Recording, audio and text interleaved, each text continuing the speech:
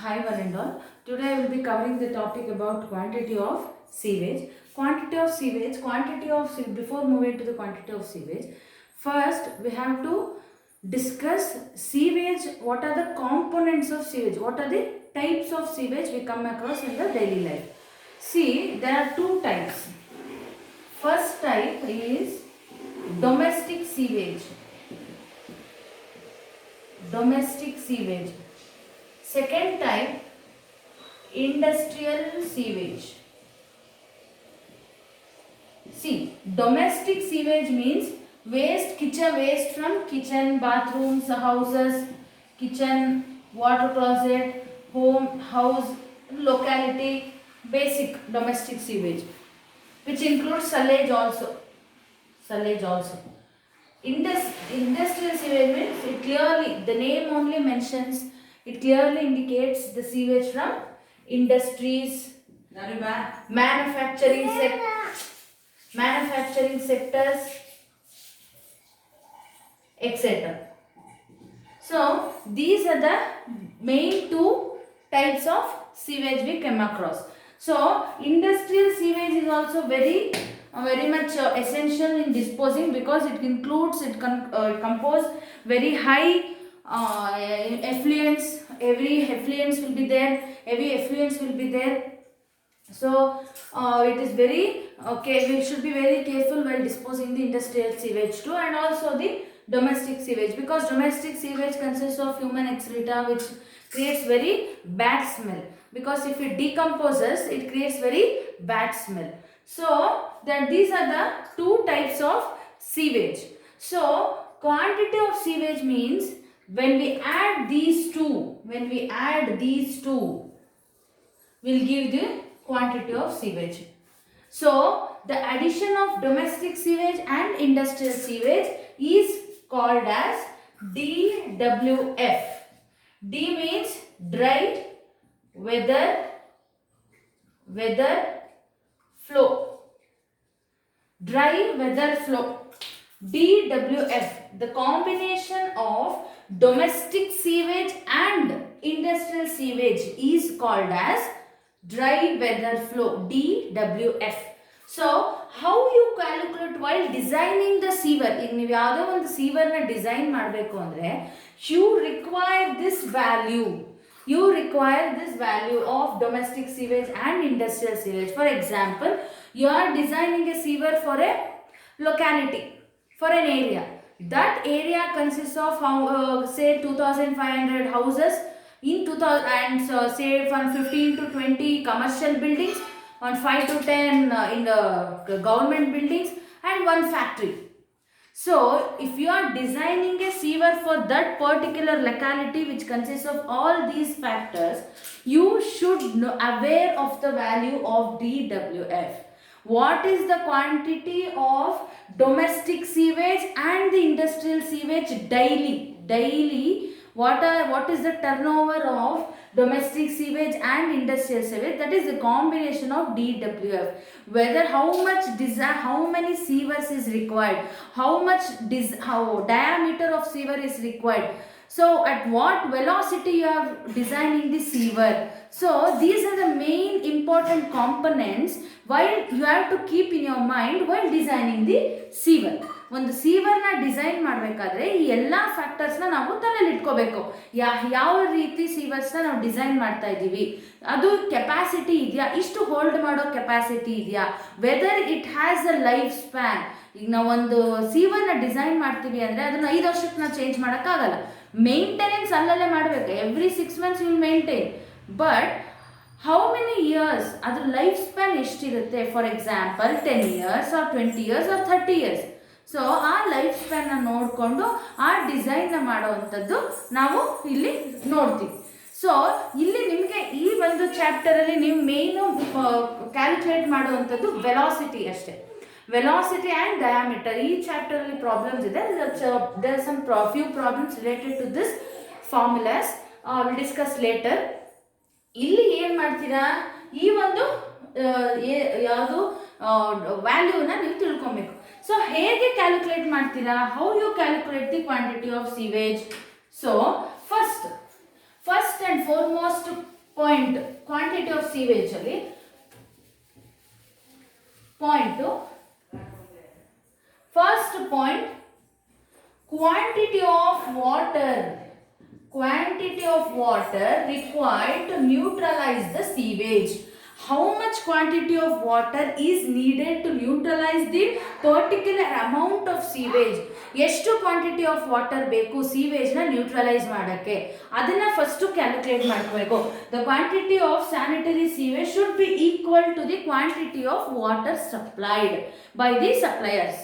So ನೀವು quantity of 1 mld of sewage ಇದೆ ಅಂದರೆ equal 1 mld of water is required to neutralise that sewage. ಈ ಮೈಸೂರು ಸಿಟಿಲಿ ಒಂದು 2500 ಒಂದು ಲೊಕ್ಯಾಲಿಟಿಲಿ 2500 ಹೌಸ್ ಇದೆ ಅಂದರೆ ಒಂದು ದಿನಕ್ಕೆ ಕಂಪೇರ್ ಫಾರ್ 5000 mld ಸೀವೇಜ್ ಬರ್ತಾ ಇದೆ ಅಂದರೆ 5000 mld of water is required to neutralise that sewage. So the quantity of water should be equal to the quantity of sewage. Quantity of sewage ಎಷ್ಟಿರಬೇಕು ಅಷ್ಟೇ ಇರಬೇಕು water. Second point, some additions and subtractions ಆಗ್ತಾ ಇರುತ್ತೆ.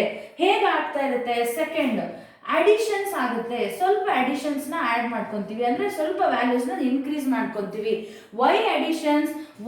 One factor private water supplies. Private water supplies ಅಲ್ಲಿ ನಿಮಗೆ ಒಂದೊಂದ್ಸಲಿ ಕರೆಕ್ಟಾಗಿ ಇಷ್ಟೇ MLD of water every day ಬರಲ್ಲ. For example, one day high ಪ್ರೆಷರಲ್ಲಿ ವಾಟರ್ ಸಪ್ಲೈ ಆಗುತ್ತೆ, second day low water pressure low ಪ್ರೆಷರಲ್ಲಿ ವಾಟರ್ ಸಪ್ಲೈ ಆಗುತ್ತೆ. ಸೊ ಆ ಥರ ವೇರಿಯೇಷನ್ ಇರುತ್ತೆ ವಾಟರ್ ಸಪ್ಲೈಸ್.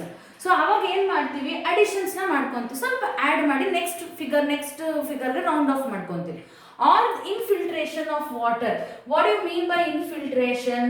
ಇನ್ಫಿಲ್ಟ್ರೇಷನ್ ಅಂದರೆ ಗ್ರೌಂಡ್ ಲೆವೆಲ್ ವಾಟರ್ ಇನ್ಕ್ರೀಸ್ ಆಗಬಹುದು, chances will be there. There is a chances of water table rising there above the level. So infiltration of water ಆಗೋದ್ರಿಂದ ಈ ಎರಡೂ ಒಂದು ಫ್ಯಾಕ್ಟರ್ಸ್ ಇಂದ you can add amount of values extra add ಮಾಡ್ಬೋದು. Subtractions ಏನಕ್ಕೆ ಮಾಡ್ತೀರಾ? Subtractions, why the subtractions will be done? ಒಂದು leakage ಆಗ್ತಾ ಇರಬಹುದು, ಎಲ್ಲಾರು ಒಂದ್ ಕಡೆ ಲೀಕೇಜ್ ಆಗಿರುತ್ತೆ, ಲೀಕೇಜ್ ಆಫ್ ಪೈಪ್ಲೈನ್ಸ್ ಆಗಿರ್ಬೋದು, or consumption of water different ಇರುತ್ತೆ. ಅಂದರೆ ಕೆಲವ್ರ ಮನೇಲಿ ಕನ್ಸಂಪ್ಷನ್ ಆಫ್ ವಾಟರ್ ಜಾಸ್ತಿ ಮಾಡ್ತಾರೆ, ಕೆಲವು ಮನೆಯಲ್ಲಿ ಕನ್ಸಂಪ್ಷನ್ ಆಫ್ ವಾಟರ್ ಲೆಸ್ ಇರುತ್ತೆ. According to the habits of the people the consumption of water varies. And also main important is climatic condition.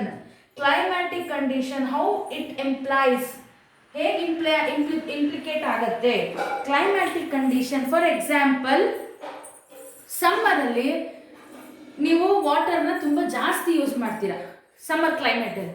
ಅದೇ ರೀತಿ ನೀವು ವಿಂಟರಲ್ಲಿ ಸ್ವಲ್ಪ ಯೂಸ್ ಕಡಿಮೆ ಆಗುತ್ತೆ, ರೈನಿಲಿ ಸ್ವಲ್ಪ ಅದಕ್ಕಿಂತ ಕಡಿಮೆ ಆಗುತ್ತೆ. ಸೊ ಕ್ಲೈಮ್ಯಾಟಿಕ್ ಕಂಡೀಷನ್ ಒಂದು ಫ್ಯಾಕ್ಟರ್ ಏನಾಗುತ್ತೆ, ಸಬ್ಟ್ರಾಕ್ಷನ್ಸ್ ಆಗುತ್ತೆ. So you can now find out the quantity of sewage. Quantity of sewage is equals to quantity of water supplied plus additions minus subtractions. ಈ ಎಲ್ಲ ಫ್ಯಾಕ್ಟರ್ಸ್ ಇಂದ ನಿಮ್ಗೇನು ಸಿಗುತ್ತೆ, ಕ್ವಾಂಟಿಟಿ ಆಫ್ ಸೀವೇಜ್ ಸಿಗುತ್ತೆ. Additions ಅಲ್ಲಿ ಇದನ್ನೆಲ್ಲ ವ್ಯಾಲ್ಯೂಸ್ ಇರುತ್ತೆ ನಿಮಗೆ, ಆ ವ್ಯಾಲ್ಯೂಸ್ ಇಂದ ನೀವು ಮಾಡ್ತೀರಾ, ಇದು ಎಲ್ಲಾದ್ರೂ ವ್ಯಾಲ್ಯೂಸ್ ಇರುತ್ತೆ, ಅದನ್ನ ಸಬ್ಟ್ರಾಕ್ಟ್ ಮಾಡ್ತೀರಾ. ಸೊ ಈ ಎಲ್ಲ ಮಾಡಿ ವ್ಯಾಲ್ಯೂಸ್ ಬಂದಿರೋದ್ರಿಂದ ನಿಮಗೆ almost it has been observe that quantity of sewage may come to 70 to 80% of the quantity of 70 to 80% of quantity of water supplied. ಅಂದರೆ ಅಪ್ರಾಕ್ಸಿಮೇಟ್ಲಿ 70 to 80% ನಿಮಗೆ ಕ್ವಾಂಟಿಟಿ ಆಫ್ ಸೀವೇಜ್ ಸಿಗಬಹುದು. So this is about the quantity of sewage. Quantity of sewage means the quantity of water supplied. So additions due to the variation in the private water supplies and due to the infiltration of water. Subtractions means why there will be subtractions, because sometimes there will be a leakage in the pipelines or the conduits, or the consumption of water depending on the people's habit, and also the climatic conditions. So if you put all together, we will get the quantity of water supplied, quantity of sewage, that is about to 70 to 80% of 70 to 80% of quantity of water supply will get. So next we're speaking about the velocity. What is the velocity? Variation in the velocity. Before moving to the velocity, we shall see what are the points to be considered for DWF. I means dry weather flow. ಹೇಗೆ variation ಆಗುತ್ತೆ dry weather flow, how the rate of flow varies, how the rate of flow varies, ಹೇಗೆ varies ಆಗುತ್ತೆ rate of flow. ಒಂದು climate change ಆಗಿದ್ರೆ variation ಆಗುತ್ತೆ. Consumption, ಯಾಕೆಂದ್ರೆ ನಾನು ಆವಾಗಲೇ ಆಲ್ರೆಡಿ ಹೇಳೋದ್ರಿಂದ ಸಮ್ಮರಲ್ಲಿ ಚೇಂಜ್ ಆಗ್ಬೋದು, ಅಥವಾ ಟೈಪ್ಸ್ ಆಫ್ ಇಂಡಸ್ಟ್ರೀಸ್ ಈಗ ಫಾರ್ ಎಕ್ಸಾಂಪಲ್ ಒಂದು ಟೈಪ್ಸ್ ಆಫ್ ಇಂಡಸ್ಟ್ರೀಸ್ ಅಂದ್ರೆ ಫಾರ್ ಎಕ್ಸಾಂಪಲ್ ಕೆಲವೊಂದು ಇಂಡಸ್ಟ್ರಿಲಿ ವಾಟರ್ ಸೀವೇಜ್ ಕನ್ಸಂಪ್ಷನ್ ಲೆಸ್ ಇರುತ್ತೆ, ಕೆಲವೊಂದು ಫ್ಯಾಕ್ಟ್ರಿಲಿ ಕನ್ಸಂಪ್ಷನ್ ಕಡಿಮೆ ಇರುತ್ತೆ, ಕೆಲವೊಂದು ಸೀವೇಜ್ ಇಂದ ಬರೋವಂಥ ಕನ್ಸಂಪ್ಷನ್ ಕೆಲವೊಂದು ಕಂಡೀಷನ್ಸ್, ಕೆಲವೊಂದು ಫ್ಯಾಕ್ಟ್ರೀಸು ಕನ್ಸಂಪ್ಷನ್ ಆಫ್ ಸೀವೇಜ್ ಜಾಸ್ತಿ ಇರುತ್ತೆ, ಕೆಲವೊಂದು ಇಂಡಸ್ಟ್ರಿಯಲ್ಲಿ ಕನ್ಸಂಪ್ಷನ್ ಬರೋವಂಥ ಸೀವೇಜ್ ಕಡಿಮೆ ಇರುತ್ತೆ. ಸೊ ಅದೇ ಥರ ಡಿಪೆಂಡ್ ಆಗುತ್ತೆ. So therefore but there will be a variation of the dry weather flow, types of industries, climatic conditions and also the habit of people have habit. ಕೆಲವು ಮನೇಲಿ ತುಂಬ ಜಾಸ್ತಿ ನೀರು ಉಪಯೋಗಿಸೋದು, ಕೆಲವು ಮನೇಲಿ ಕಡಿಮೆ. ಸೊ ಇದರಿಂದ ಈ ಥರ ಎಲ್ಲ ಫ್ಯಾಕ್ಟರ್ಸ್ ಇಂದ ಫ್ಲೋ ವೇರಿಯೇಷನ್ ಆಗೋ ಚಾನ್ಸಸ್ ಇರುತ್ತೆ. So next moving on to the velocity, limiting velocity. So ವೆಲಾಸಿಟಿಯಲ್ಲಿ ಏನೇನು ನೀವು ನೋಡಬಹುದು, ಎರಡು ಥರ ವೆಲಾಸಿಟಿ ಇದೆ. ಒಂದು minimum velocity, one more is maximum velocity. First is minimum velocity, second one is maximum velocity.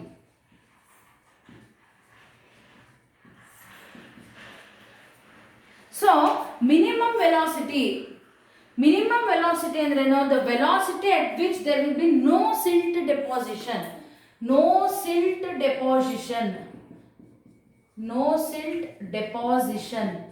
ಆಗಲ್ಲ ಅಂತ ಒಂದು ಸೀವರ್ನ ನಾವು ಮಿನಿಮಮ್ ವೆಲಾಸಿಟಿ ಅಂತ ಕರಿತೀವಿ. ಈಗ ಸೀವೇಜ್ ವಾಟರು ಒಂದು ಡ್ರೈನ್ ಪೈಪಲ್ಲಿ ಈ ಥರ ಫ್ಲೋ ಆಗ್ತಾ ಇದೆ ಅಂದರೆ ಯಾವಾಗ ಮಿನಿಮಮ್ ವೆಲಾಸಿಟಿ ಎಷ್ಟು, ಈಗ ನೀವು ಒಂದು ಸೀವರ್ನ ಡಿಸೈನ್ ಮಾಡ್ತಿದ್ರೆ ಅಂದರೆ you should keep in the mind both minimum velocities and the maximum velocities. You have to keep both in the mind and you should design the sewer. So how you design the sewer while keeping the minimum velocity?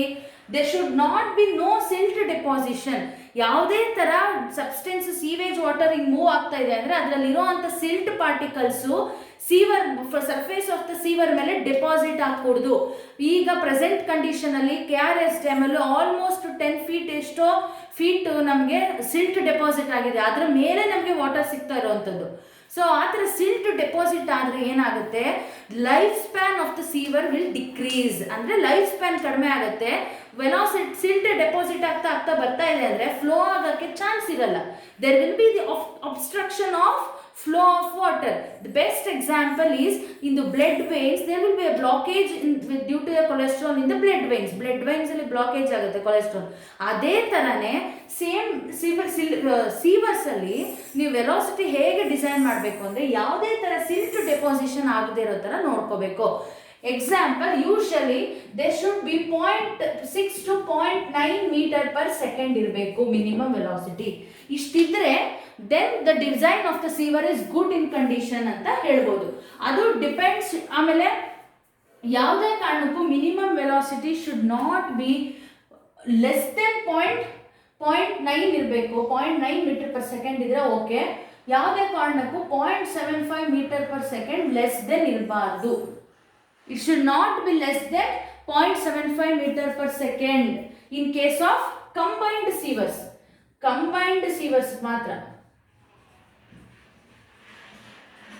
ಇದು 0.6 to 0.9 separate sievers.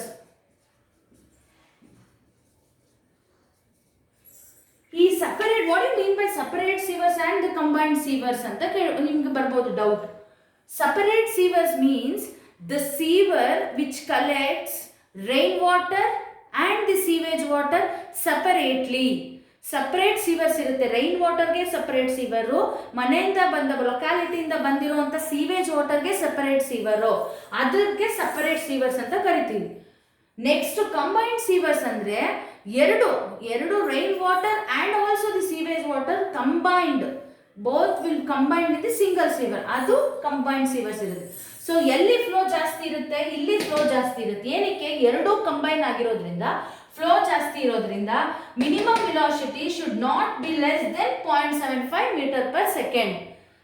But separate sewers ಅಲ್ಲಿ 0.6 to 0.9 metre per second maintain ಆಗ್ಬೋದು. ಇಲ್ಲಿ ನಿಮಗೆ velocity different sewers, for example depending upon the diameter of the sewer ನಿಮಗೆ depend ಆಗುತ್ತೆ. 100 to 200 ಇದ್ರೆ dia ಎಷ್ಟು velocity, 200 to 400 ಇದ್ರೆ ಎಷ್ಟು, ಅಬೌವ್ 400 ಇದ್ರೆ ಎಷ್ಟು, ಅದರ ಡಿಪೆಂಡ್ ಆಗುತ್ತೆ. That table I have been shared in the notes, I have been written in the notes, you can go through that. Okay, so that is about a minimum velocity. What is maximum velocity? Maximum velocity, what do you mean by maximum velocity?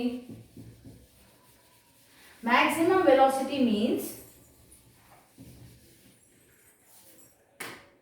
maximum velocity.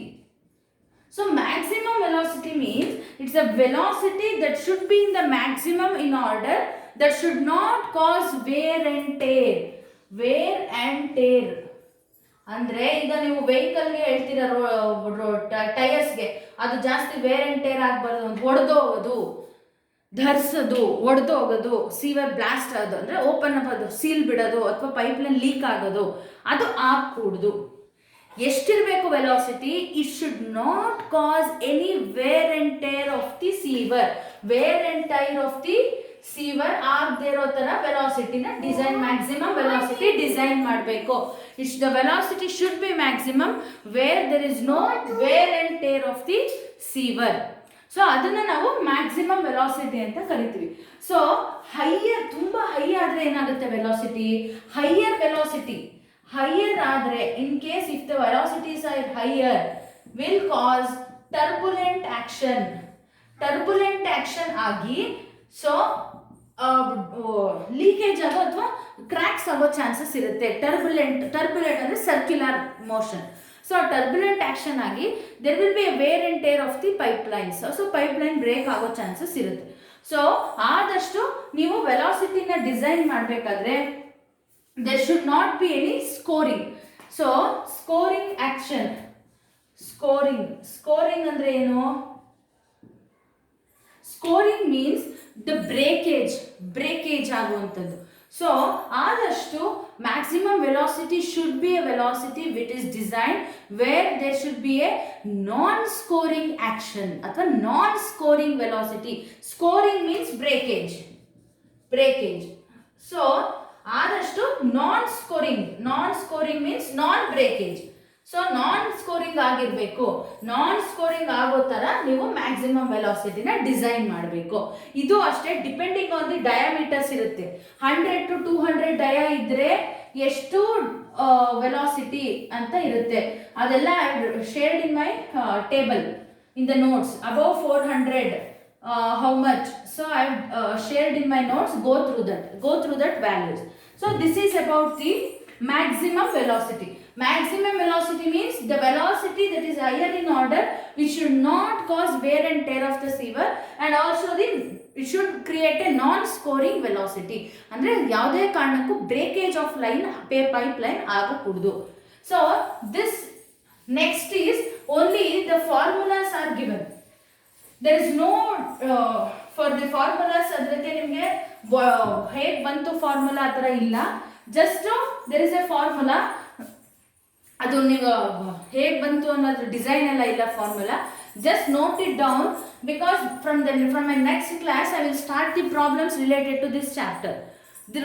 These formulas are very important. Just make a note on it. First one is Chezy's formula. Chezy's formula. Chezy's formula is V is equals to C into root of Mi. Next is Manning's formula. Manning's formula,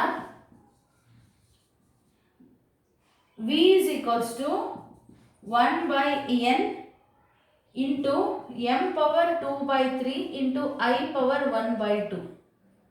Next is Crimp formula. Crimp or Bird's formula.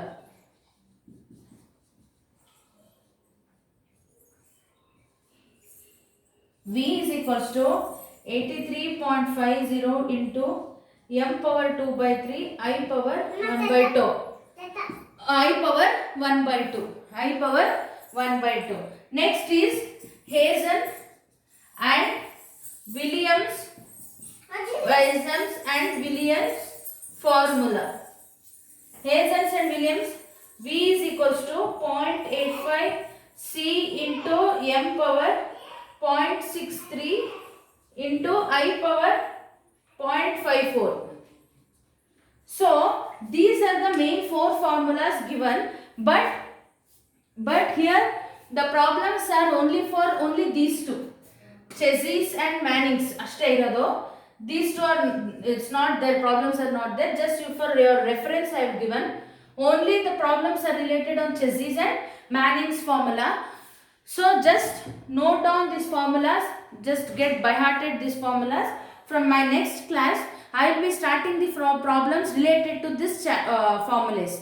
So any doubts you can drop me the messages, or tomorrow when I start the class in the Google Meet, you can clear the doubts in that.